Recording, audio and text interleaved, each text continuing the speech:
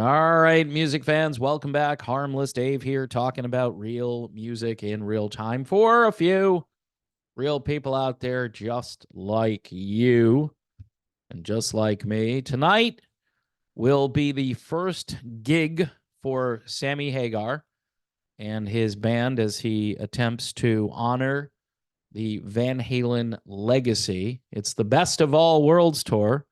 And I just want to talk about it. But before I go ahead and do that, uh, this gentleman sent me his CD unsolicited, and his name is Ken Eisher. And Ken plays a very nice brand of blues oriented rock. Um, Started following the channel after the Eric Clapton interview. This is an EP he put out called Forget About Me. And I think it's pretty good stuff. So that's what the back looks like. Um, Go listen to it. Go check it out. Ken's got other work out there prior to this, and it's all quality music, well put together, very listenable stuff. And if you like rock with some blues infused, then check out Ken Eichler. All right. So, the headline today here on a couple of different sites is this is the thank you for Van Halen fans. This tour will be the thank you tour. Um, so, the first line in this article, Sammy knows it can be frustrating being a Van Halen fan. Isn't that the truth? So, really, for the last 30 years, I would say, being a Van Halen fan has been difficult, right? And then the unexpected passing of Eddie Van Halen. And then there was no closure after that event. And then Ed's son says, yeah, no, I'm not going to be like my dad. And yeah, we kind of got over that too. He'll play. What's weird though is Wolfie will go out and play a Van Halen song, an obscure Van Halen song. Not always, but it seems as though he plays something a little bit offbeat, and he'll do it at like a Foo Fighters concert. And those people aren't really into Van Halen. Seriously, I mean, those audiences really don't connect.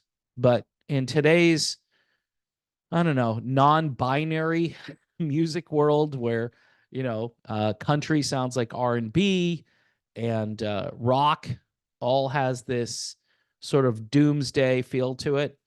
Um, I guess anything goes, right? Anything goes. Yeah, I like that stuff. I'm a Foo Fighters fan, and I'm glad he came here to celebrate his father's legacy.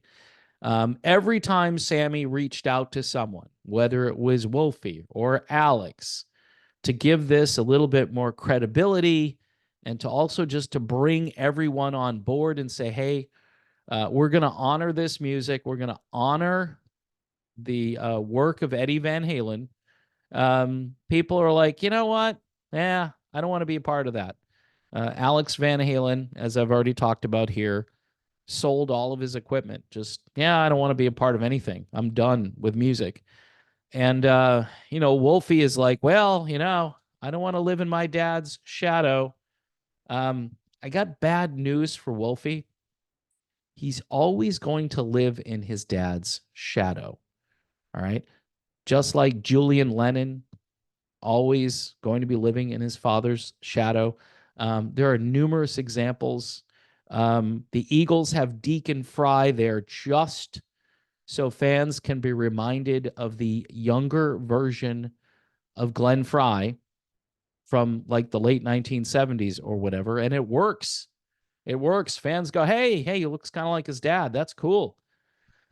Wolfie didn't want to do that. He didn't want to be, a replacement or a fill-in for his dad, even though I think he looks more like his mother. So I don't think fans are going to sit there and go, yeah, he's the spitting image of his dad. No. I tell you what, Wolfie would make a lot more money and make a lot of people very happy if he decided to just go with it and say, you know what? I'll put out my own stuff, but yeah, let's honor the legacy of my father. And so Sammy Hagar just decided to do this on his own. along with Michael Anthony, Joe Satriani, who has taken his role very seriously as lead guitarist in this band, trying to emulate Eddie Van Halen, an impossible task. But if anybody can pull it off to some degree, it would be Joe Satriani. And then you have the amazing, underrated, underappreciated Jason Bonham playing drums. So, like I said the other day in that, should you go see this Best of All Worlds tour? Yeah, absolutely. Go see it. If you live close by, I was looking at tickets to this, and there are tickets to many of these shows still available, which is kind of weird because I think this is going to be a once in a lifetime opportunity. Also, for Van Halen fans, this will put the finishing touches on things, little icing on the cake, closure, all that stuff. I'm eager to hear what this sounds like. And I can't wait to hear the fan videos that will start being uploaded to YouTube and probably some other places. But the bottom line is this is long overdue. I think this is Sammy's way of saying, you know what? I was an important part of Van Halen. And to have Michael Anthony there. And Michael is going to represent the David Lee Roth wing of Van Halen because they're going to be doing some oldies. They're going to do some old Roth songs. And Mikey is going to get lead vocals on those songs. And I bet he sounds great doing it.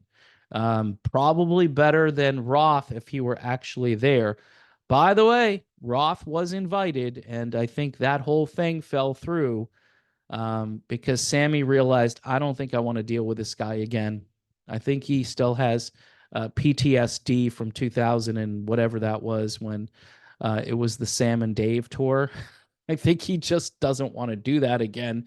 I mean, Sam is one of these guys that just wants to wing it, whereas Roth seems to need a big lane to take off and to show everybody what he's about to do. You know, the big wind up before the pitch.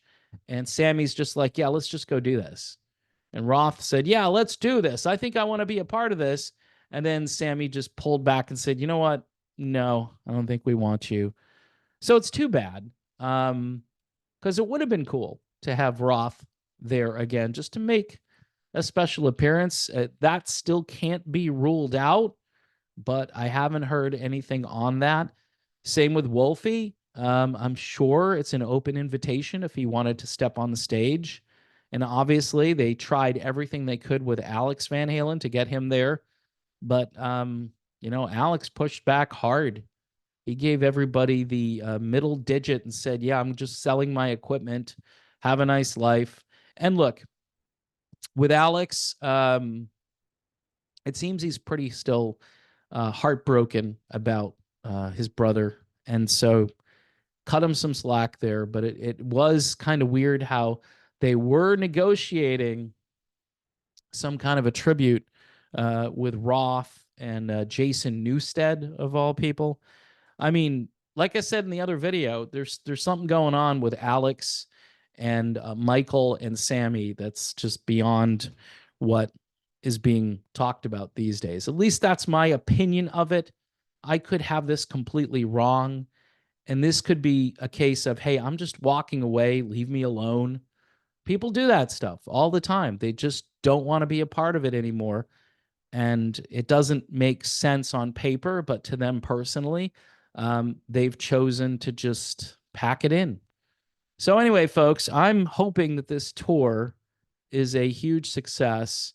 I think Sammy Hagar right now is probably the best ambassador for classic rock, who is, he's still obviously alive and he can still perform.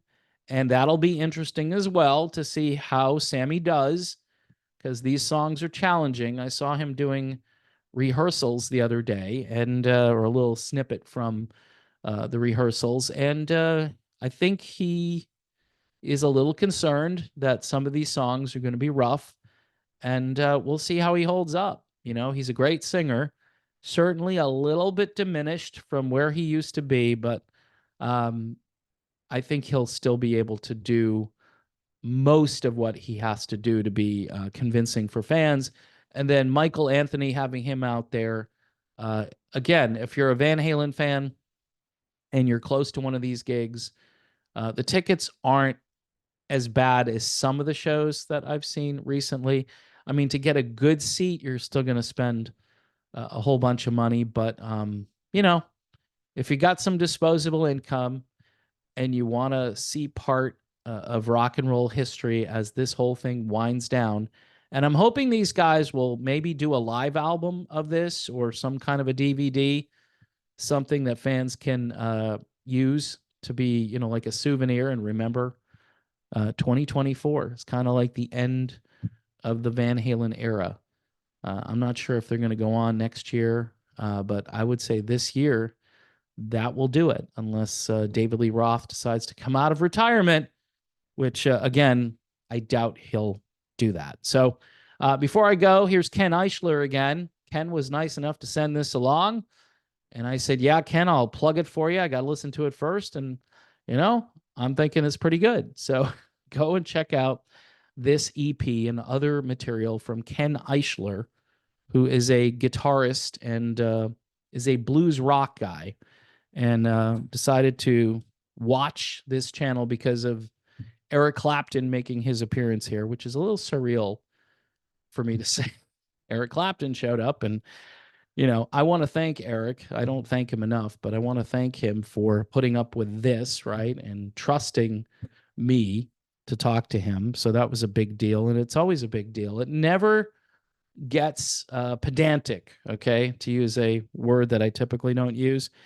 With Eric Clapton, it's always a big deal. And with Van Halen, it's going to be a very big deal. So go out there and check out Sammy Hagar and that great band. Those four guys on stage. Yep. Buy the tickets and have yourself a great time. God bless everyone. Stay safe out there.